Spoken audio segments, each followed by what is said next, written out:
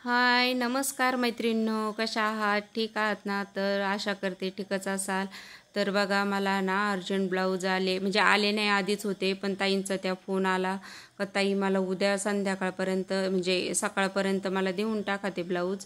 तर म्हटलं ठीक आहे ताई, बघते मी प्रयत्न करते. तर मग मी म्हटलं चला, एकसारखेच गळे होते ना, तर मग म्हटलं आणि एकच साईज आहे तर अस्तर ब्लाऊज. मग मी काय केले, एक खटीच सगळे अस्तर आथरून ते कटिंग करून ठेवले. म्हणजे भरपूर असं माझं टेन्शन बराच, म्हणजे अर्धा एक तासाचं काम माझं वाचून गेलं. आणि मी आधी अस्तर कट करून घेतले, एकावरती एक ठेवून घेतले, म्हणजे ना एकदम सोपं. पीस आथरला की त्या साईजचं घेतलं अस्तर की कट करायचं. तर मग ते सगळे असे सुट्टे करून घेतले मी. आणि संध्याकाळचे वाजले होते 7 आणि भाजी बनवून झाली होती. म्हटलं चला आता ब्लाऊज आधी कटिंग करू आणि नंतर जेवण वगैरे झालं की मग ब्लाऊज शिवायला बसू. तर मग मी 9-9:30ला बसत असते. मग 7 वाजले होते तर चला म्हटलं आता कटिंग करून घेते. तर मुलांचं पण चाललं होतं बोलणं. म्हटलं चला बोलता बोलता आपण म्हणे मी कॉलेजविषयी सांगत होते, तर ते बोलता बोलता चाललं होतं माझी कटिंग. तर अशा पद्धतीने, आणि कटिंग माझी ना एकदम सोपी पद्धत आहे. जर तुम्हाला कटिंग माझी बघायची असेल तर मला नक्की कमेंट करा, कशा पद्धतीने किती साईजची ब्लाऊज कटोरी. तर माझ्याकडं म्हणजे खूप असं गिऱ्हाईक असतं मला ब्लाऊजला, आणि मला वेळच कसला भेटत नाही, कुठं गावाला जायला तर वेळच भेटत नाही. मग माझ्या अशी पद्धतीने कटिंग असती. म्हणजे एकदम सोपी पद्धत आहे. आणि त्याच्यामुळं मला काय, मी एक खटी ब्लाऊज कट करून ठेवत असते. आणि पण हे अर्जंट असल्यामुळं म्हटलं आता कापून लगेच शिवायला बसायचं होतं. मग फास्ट माझं काम चालू होतं. आणि आता सांगते मी कशी करते. तर मी आधी ना बाईसाठी कट करते. तर जे पीस आहे ते आथरून, तर काठ आहे ना, तर मग आता पायी आधी कट करून घेते अशा पद्धतीने. आणि नंतर मग बॅक साईड, तर सिंपल गळा असल्यामुळं काही डिझाईनसाठी काठ वगैरे काढायचे नव्हते, सिंपल शिवायचे होतं, त्याच्यामुळं मग हे.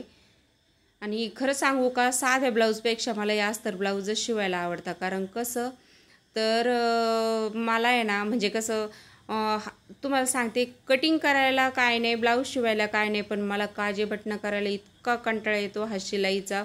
पूर्ण मी तुम्हाला सांगते दिवसभर ब्लाऊज शिवण, पण मला काजे बटणं करायला खूप कंटाळा येतो. हात शिलाई करायची ते सिंपल ब्लाऊजला. आणि हे कसं अस्तरचं ब्लाऊज असलं ना, तर लगेच असं नाही का, एकावरती म्हणजे असं अस्तरचं कट करायचं, शिवायचं, त्याला काही कंबरपट्टी नाही का काय नाही, आणि हुकं लावायचे फक्त. त्याच्यामुळं मला फार आवडतं अस्तर ब्लाऊज शिवायला. आणि मला पहिल्यापासून आवडच होती म्हणा ब्लाऊज शिवायची, पण मला हुकं हात शिलाई अजिबात नाही, माझं खूप कंटाळा येतो मला. तर अशा पद्धतीने मी कट करत होते एक एक ब्लाऊज. म्हणजे अस्तर कापून ठेवलं ना टेन्शन नाही. आणि आता हे कसं, एक खटी ब्लाऊज तर आपण एकावरती कापू नाही शकत, कारण कसं, तर वेगवेगळ्या साईज असते ब्लाऊज पिसाची, पण अस्तर तर आपण कापू शकतो. तर मग आता हे बघा, फ्रंट साईडचं हे अस्तर कट करून घेते मी, क्रॉसपट्टी जसं ॲडजस्ट होईल ना तसं. आणि आता कटोरी कधी पण आहे ना तिरकी ठेवायची, कारण तिरकी ठेवली, जशी साईज असेल ना, थोडंफार जरी कमी जास्त झालं तर तिरकी कटोरी ठेवली तर खूप सुंदर असं ब्लाऊज बसतं. आणि ते मापात ताणून म्हणजे ताणते ना ती कटोरी, तर खूप सुंदर अशी बसते. प्रेशर पट्टी कट करून घेतली. तर अशा पद्धतीने मी सगळे ब्लाऊज कट करत होते. मुलांचं चाललं होतं मम्मी चल ना जेवण करू, असे ब्लाऊज कटिंग करता करता बघा 8 8:30 आणि आमचे ना जेवण लवकरच होतात. तर मग जेवण जर झालं ना, जेवण झाल्यानंतर ब्लाऊज शिवायला बसायचं. मस्त 11-12 वाजेपर्यंत ब्लाऊज शिवते, लाईव्ह पण घेते त्याच्यातच. आणि जेवण झाल्यानंतर थोडं पचन पण व्यवस्थित, म्हणजे काय नाही, म्हणजे माझं ते रुटीनच आहे बघा. तर मग स्वयंपाक झाला की ब्लाऊज कटिंग करायचे असले तर करायचे, नाहीतर मग जेवण करायचं आणि ब्लाऊज पण शिवायचे आणि लाईव्ह पण घ्यायचे. अशी पद्धत आहे म्हणजे माझी ती रुटीनच पडलेलं आहे. आणि संध्याकाळचं ना कसं, कुणी डिस्टर्ब पण करत नाही, आपल्याला निवांत. नाही तर दिवसभर जर ब्लाऊज असले ना, कोणी पण आलं का उठा थोडा वेळ आणि परत मग हे करा, बोला त्यांच्या संग, तर मग लगेच ती लिंकच तुटून जाते. मग तरी पण शिवावं लागतातच दिवसभर म्हणा, पण मग जे करून रात्री जितके ब्लाऊज होतील ना, तितके माझे दिवसा काय ब्लाऊज होतच नाही, किती प्रयत्न केला. आणि जर सीझन असलं ना तर खूप असे ब्लाऊज शिवावं लागतात. आणि कधी कधी तर झोपायला तर भेटतच नाही इतकं. मी तुम्हाला सांगते, संक्रांतीच्या वेळेस आहे ना, तर रात्रभर मला असं ब्लाऊज शिवायला म्हणजे जातच. किती प्रयत्न केल्याने मी आता ब्लाऊज शिवून घेते, नंतर मग मी निवांत. काही नाही, तसं होतच नाही. किती प्रयत्न केला ना संक्रांतीपर्यंत मी ब्लाऊज आता 2-3 शिवते वा म्हणजे 2-3च राहतील, मग पण येऊन पडणारच. आणि संक्रांतीचा म्हणा, वटपौर्णिमेचा म्हणा सण मला तर कधी आवरायला भेटतच नाही, की कायमचे किती प्रयत्न केला ना मी, तर तेच होतं. असं माझं हेच आहे. तर मग असे माझे ब्लाऊज बघा. कटिंग तुम्हाला आवडली तर नक्की सांगा ताईंनो, आणि कमेंट नक्की करा. जर तुम्हाला माझ्या पद्धतीने ब्लाऊज कटिंग जर शिकायचे असेल तर मला नक्की नक्की म्हणजे नक्की तुम्ही कमेंट करा. मग मी व्यवस्थित असं. आणि काय आहे, नवीनच मी सध्या हे व्हिडिओ आहे ना असे बनवायला सुरुवात केली, कारण मला असं वाटतं का आपण जे काम करतोय ना त्याचंच दाखवावं. आणि व्लॉग हे पण दाखवन, पण मग जर कशात जास्त हे आता ते बघते मी. जर आवडलं तुम्हाला तर नक्की सांगा का ब्लाऊज कटिंगचं दाखवू की व्लॉग टाकू, ते मला नक्की सांगा तुम्ही सर्वांनी.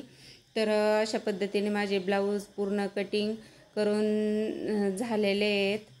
आता ब्लाऊज कटिंग झालेत, आता जेवण करणार आणि परत ब्लाऊज. आता हे 6 ब्लाऊज मला शिवून रात्री. तर कशी वाटली तुम्हाला कटिंग कमेंटमध्ये नक्की सांगा. आणि हे बघा, आपण जे कटिंग केलेले आहेत ब्लाऊज, 1 2 आणि 3, हे 4 5 आणि हे 6, असे 6 ब्लाऊज आपण कटिंग केलेले आहे. बघा, वेळ पण खूप कमी लागतो आणि फटाफट आपले जे ब्लाऊज आहे शिलाई म्हणजे एक साईज आहे त्यामुळे झाले बरं का ते. पण कसे ठेवायचे, कशी कटिंग करायची, ही आपली पद्धत कशी आहे, कशी वाटली तुम्हाला नक्कीच सांगा. बघा आमची राणी कशी झोपलेली, असंच आहे तिचं. तर चॅनलवर नवीन असाल तर सबस्क्राईब करा, कमेंट करा आणि बेल आयकॉनवरती हे करा. जसजसे तुम्हाला म्हणजे माझे नवीन व्हिडिओ येतील तसे तुम्हाला ते हे होऊन जाईल.